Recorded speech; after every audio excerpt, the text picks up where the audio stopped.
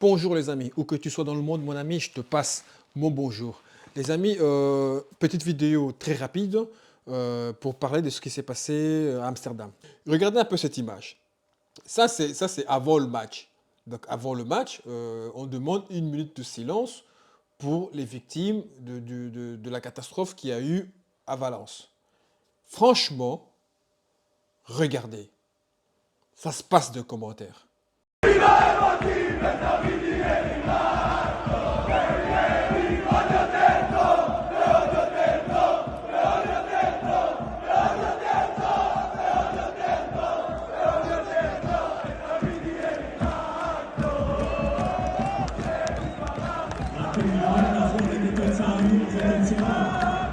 Moi, je me demande maintenant, si on avait demandé 1 minute de silence pour le 7, ces gens-là, est-ce qu'ils auraient réagi de la même manière? Ils auraient été toujours aussi bruyants? Je ne pense pas. Donc là, vous montrez encore une fois que si ça ne concerne pas votre peuple, que si ça ne concerne pas votre pays, que si ça ne concerne pas votre peine à vous, c'est pas grave. Donc, non. La peine de l'autre ne nous intéresse pas. Ce qui est plus important dans ce monde, c'est ce que nous, on a vécu et ce qu'on est en train, soi-disant, de vivre aujourd'hui. Il n'y a que ça qui est important pour ces gens-là, parce que quand je vois ces images, je ne peux pas dire autre chose. Franchement, je ne peux pas dire autre chose. Ces victimes, ce qui s'est passé en Espagne, à Valence, a scandalisé le monde entier. Tous les gens qui ont vu ça, ils ont été scandalisés. On vous demande juste du respect. Juste du respect. Respectez 1 minute de silence. Partout, quand il y a eu l'histoire du 7, on a fait des minutes de silence. Partout, tout le monde a respecté. Tout le monde, y compris même le peuple que vous n'aimez pas. Même eux, ils ont respecté ce minute de silence. Mais vous ne respectez pas si ça ne vous concerne pas.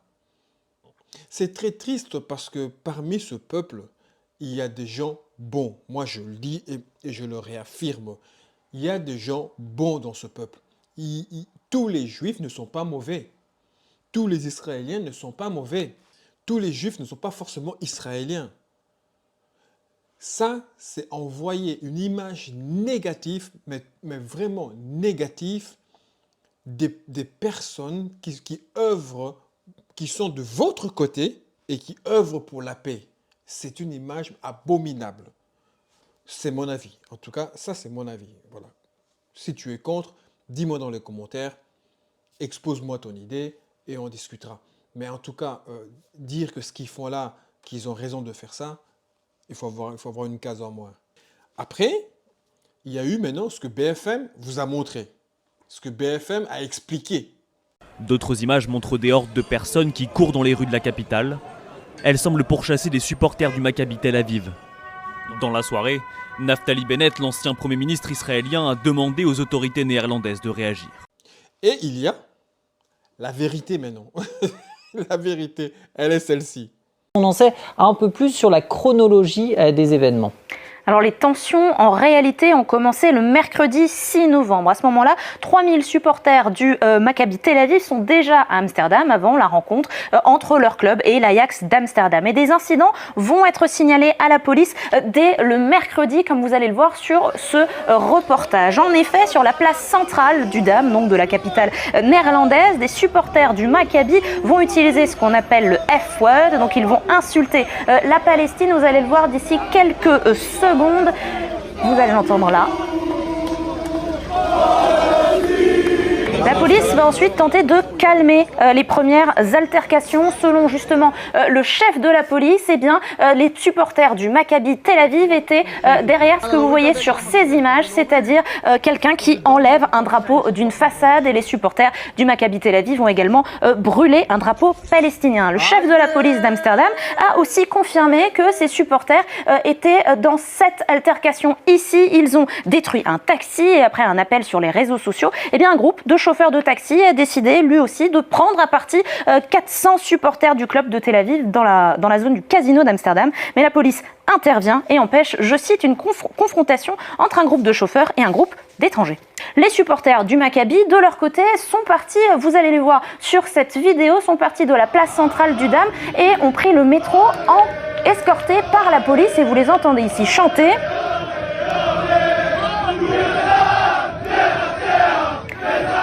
C'est en hébreu et ce qu'il dit, c'est que Tsahal gagne et nique les Arabes. Une fois à l'intérieur, eh bien, une partie de ses supporters, vous allez le voir sur cette nouvelle vidéo, a ignoré la minute de silence qui était dédiée à la mémoire des victimes des inondations en Espagne. Les personnes qui étaient dans les rues ce soir-là, c'était des hooligans d'extrême droite et c'est bien de les appeler comme ça. Vous êtes en train de dire que les supporters israéliens qui étaient à Amsterdam pour assister à ce match de foot et qui ont été sévèrement agressés l'ont un peu cherché. En fait, c'est même pas qu'ils l'ont cherché, c'est qu'ils viennent pour ça. Je viens de publier sur Twitter, vous l'avez pas mis, mais des vidéos où, en mars dernier, donc le 7 mars 2024, on a ces mêmes fameux supporters du Maccabi Tel Aviv. En plus, là, j'ai illustré avec des photos du Beitar Jérusalem, c'est d'autres hooligans israéliens. Et une vidéo des supporters du Maccabi Tel Aviv à Athènes qui lynchent des jeunes, mais c'est même pas des supporters adverses, ils lynchent des jeunes parce qu'ils sont non blancs. Sur des motifs racistes. De jeudi soir. Mais, oui, mais c'est les mêmes hooligans. Pour suivre très bien le football, pour suivre très bien ce qui se passe dans les tribunes. N'importe quel journaliste sportif, je le mets au défi de nous dire que c'est pas des hooligans d'extrême droite qui sont très connus. Ils ont fait la provocation et ils ont eu ce qu'ils méritaient. À la fin du match, on a des images claires, des centaines de supporters du Maccabi Tel Aviv qui sont des hooligans d'extrême droite, qui se baladent dans les rues d'Amsterdam pour chercher la confrontation, avec des chants racistes, avec des chants de provocation, et ils viennent pour ça. Et d'ailleurs, ils le revendiquent, pour suivre encore une fois ça très attentivement, ils le revendiquent sur des chaînes hooligans, des réseaux sociaux hooligans, ils revendiquent très régulièrement des affrontements avec des armes, où ils sont casqués, où ils sont armés, et ils se déplacent pour ça. Donc les supporters, là où il y a eu des violences, qui sont inacceptables, hein. Je ne suis pas pour qu'il y ait des personnes qui se fassent lyncher, peu importe, qu'ils soient supporters du Maccabi Tel Aviv, mais cette espèce de truc, on essaie de nous faire croire que c'est de simples citoyens qui se seraient déplacés pour un match de foot, c'est faux. Bon. Les personnes qui étaient dans les rues ce soir-là, c'était des hooligans d'extrême droite, et c'est bien de les appeler comme ça. Ne vous cachez plus, les amis, ne vous cachez plus. Moi, je vous dis, ce qui se passe à Gaza, nous sommes tous des Gazaouis. Moi, je vous le dis, et je le pense. Je ne le dis pas pour le plaisir de le dire parce que je fais des vidéos, parce que... Non. Je le dis parce que je le pense. Pourquoi je le pense? Parce qu'après eux, ça sera nous. Donc, on doit tous être des Gazaouis. Parce que quand ils auront fini avec eux, et ce sera nous après. Parce qu'ils ne veulent pas de nous. Alors que nous, on est là juste parce qu'on veut se mélanger les cultures. On veut la paix, on veut vivre en harmonie, en fait. Voilà, c'est ça. On veut vivre en harmonie avec n'importe quelle culture. C'est ça, en fait, j'ai le mot que je veux chercher. On veut vivre en harmonie avec n'importe quelle culture et n'importe où dans le monde. On n'est pas là pour venir et commencer à casser des... Comprenez ce que je veux dire? Donc ne vous cachez plus, parce qu'après eux, ça sera nous. Moi, je vous le dis. L'opinion publique est tellement, mais tellement contre Netanyahou, c'est tellement contre lui, qu'aujourd'hui, il cherche un moyen pour provoquer. Moi je pense, hein, parce que quand je vois le reportage de BFM, et on voit aujourd'hui la vérité, la chronologie des événements, et on voit aujourd'hui la minute de silence, on voit qu'est-ce qu'ils ont fait. Avant le match, on voit les chants qui chantaient. Excusez-moi. Aujourd'hui, on veut absolument faire passer les Arabes pour les mauvais. Je le dis. Ne dis pas, ouais, ceci, il dit ça, mais il ne sait rien parce qu'il veut protéger. Je veux protéger personne. Je vous le dis, je veux protéger personne. Moi, j'ai des amis belges, j'ai des amis français, j'ai des amis arabes, j'ai des amis congolais. Moi, je suis quelqu'un de toute culture. Je m'en fous de qui est qui. Mais seulement quand quelque chose n'est pas bon, il faut le dire. Arrêtez de vous cacher. Dites-le. Là, l'opinion publique est tellement contre qu'ils veulent tout faire pour renverser tout ça. Et quel est le moyen pour renverser l'opinion publique? Il faut absolument maintenant, dans la rue, diaboliser ces gens-là. Et les médias feront le reste. Les médias les appartiennent. Comment contribuer? Comment voulez-vous qu'on contribue à la paix si à chaque fois, vous criminalisez toute personne tous les groupes qui ont un soutien, de l'empathie, de la solidarité au peuple palestinien. Comment voulez-vous qu'on contribue à la paix si vous continuez à nous criminaliser à chaque fois? La méthode est simple. La méthode est simple. C'est cacher, invisibiliser les actes du peuple suprême et les rendre comme victimes, les présenter comme des victimes. Tant qu'ils feront cela, tant qu'il y aura des incultes, des ignorants qui vont croire à cela, eh bien, on sera toujours les mauvais. On sera toujours les mauvais. Tout juif, tout israélien qui se respecte ne peut pas accepter ce qui s'est passé pendant la minute de silence, là. Ne peut pas l'accepter. Et je suis sûr qu'ils ne les acceptent pas. Je suis sûr et certain. Parce qu'il n'y a pas que des mauvais partout. Soyons malins, mes frères et sœurs. C'est une vidéo vite fait comme ça, un petit coup de gueule. Soyons malins, mes frères et sœurs. Ne nous laissons pas avoir. Ne nous laissons pas avoir. Parce que là, ils essayent à tout prix de nous diaboliser. Vraiment, donc déjà qu'ils sont déjà perçus comme des mauvais. Tu vois, déjà. Mais là, ils veulent maintenant trouver des preuves pour montrer aux gens que regardez, ils sont mauvais. Regardez comment ils attaquent les pauvres gars. Regardez comment ils massacrent. Regardez comment ils saccagent. Regardez la brutalité. Regardez le trouble à l'ordre public qu'ils font. Voilà ce qu'ils cherchent maintenant. À travers ça, tu as BFM, USA News. Ils vont faire des émissions et ils vont mettre ça en avant et ça va. Les gens vont encore, ah oui, ouais, t'as vu les Arabes, t'as vu encore ce qu'ils ont fait, t'as vu? Soyons malins, ne nous laissons pas, ne tombons pas dans la provocation, les amis. Ne tombons pas dans cette provocation-là. Là, le match là, qui va y avoir, la France-Israël, ne vous laissez pas avoir. Ne vous laissez pas avoir. Parce qu'à la moindre petite altercation qu'il va avoir en dehors du stade, CNews sera là, BFM sera là, TPMP sera là. Ils vont être là. Ils vont victimiser les autres et ils vont vous diaboliser. Ils vont peut-être faire exprès pour provoquer, pour qu'il y ait quelque chose. Parce que maintenant, ils doivent absolument diaboliser dans la rue. Ils sont obligés de le faire parce qu'ils veulent absolument changer l'opinion publique. Parce qu'aujourd'hui, l'opinion publique est contre eux.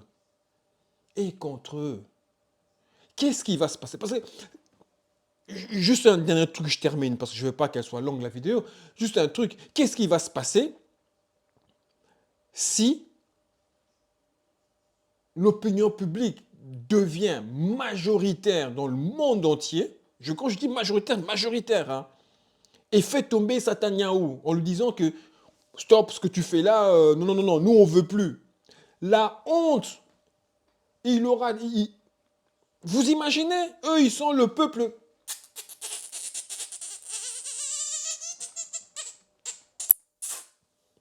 Comme disait mon ami Diodo. Et là, du jour au lendemain, perdre contre ces gens-là. On a perdu. L'opinion publique s'est retournée contre nous et on nous a obligés d'arrêter la guerre. Donc on a perdu contre eux. Ça, il ne veut pas. Ça, il ne veut pas. Il ne veut absolument pas. Parce que tu imagines, ils vont tomber, mais je sais pas, 17e étage par terre, paf! Ça sera la honte totale pour eux. Alors, qu'est-ce qu'ils veulent faire? Ils veulent provoquer. Ils veulent provoquer. Ce qui s'est passé à Amsterdam, là, c'est de la provocation. De la provocation. Il y en a quelques-uns qui sont tombés dedans. Au Stade de France, moi, je vous dis, la meilleure chose à faire, franchement, je ne suis pas le genre à dire... Moi, j'adore le foot, hein, j'adore le foot. Mais ils ont pris 5-0 quand même. Ça me fait marrer. Mais voilà ce que je veux dire. Ils risquent d'avoir de la provocation. Ils ont parlé de Mossad sera là et tout. Vous savez très bien, ces gens de services secrets, là, ils seront peut-être... ouais, bon, je paranoïe un peu, mais ils seront peut-être en civil et tout. Ils vont peut-être aller provoquer le camp adverse. Ils vont provoquer ceci et ça va faire des pagailles. S'il vous plaît, les frères et sœurs, ne tombez pas là-dedans. Quitte même à ne pas aller voir le match. Éteins même la télé. Moi, je ne regarderai même pas ce match-là. Je ne vais même pas le regarder. Et puis, c'est un tournoi qui ne sert à rien. Mais ce match-là, il ne faut pas y aller parce que ce n'est pas contre le match, mais c'est contre ce qu'il pourrait y avoir après. On ne veut pas de ça.